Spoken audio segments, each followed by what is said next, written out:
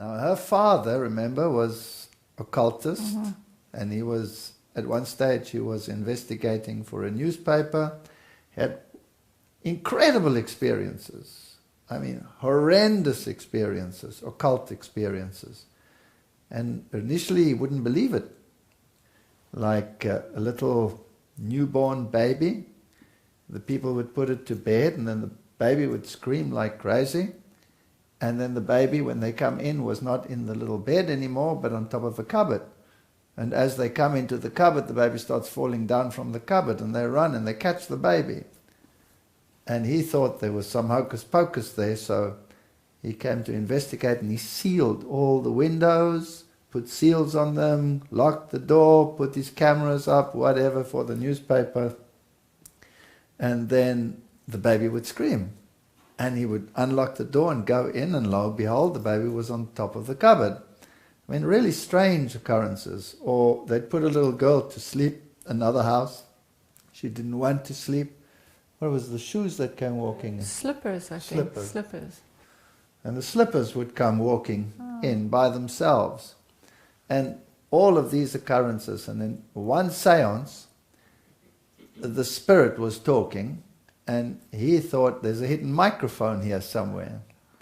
And so he was looking around for the microphone, and the spirit said, there's an unbeliever here. If you don't stop with your unbelief, you will have to face the consequences. So he was even more interested, where is it? And he was looking at, and the next minute, something grabbed him and dragged him outside the building and gave him a blow on the head that he had a huge welt on the top of his head.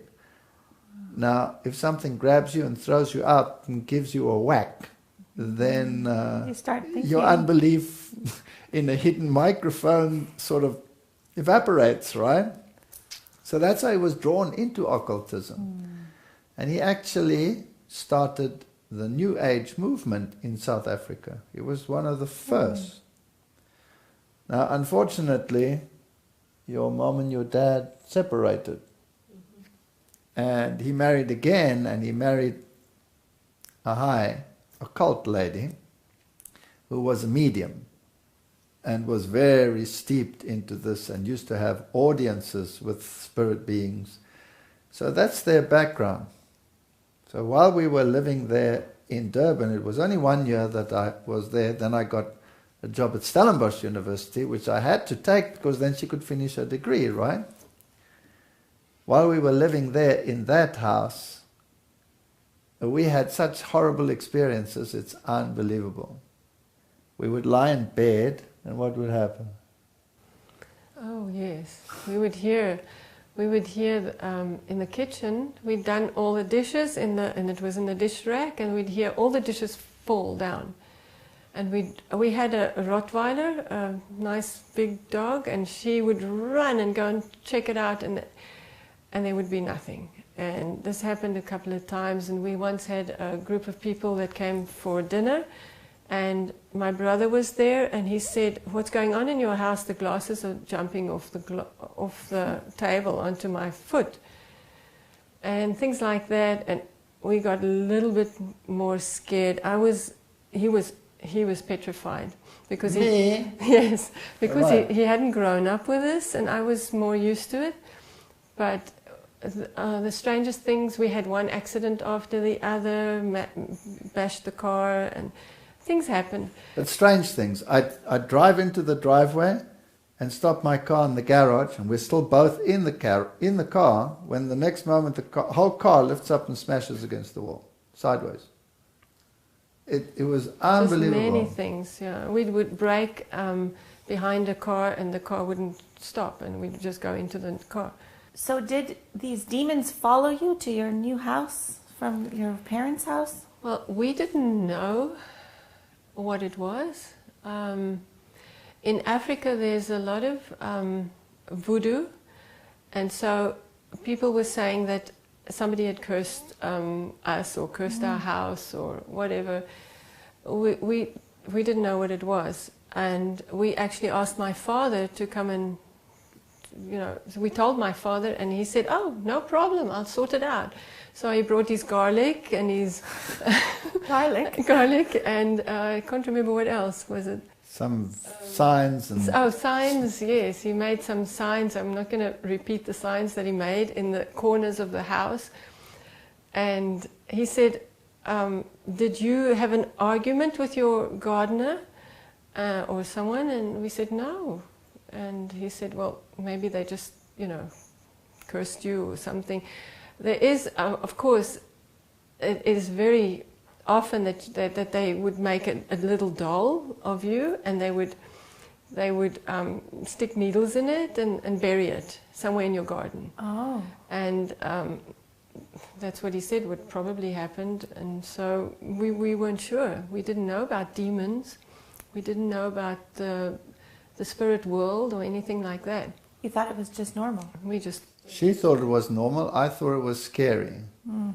Yeah. But the interesting thing is, we would hear these things crashing in the house, like plates flying against the wall, breaking.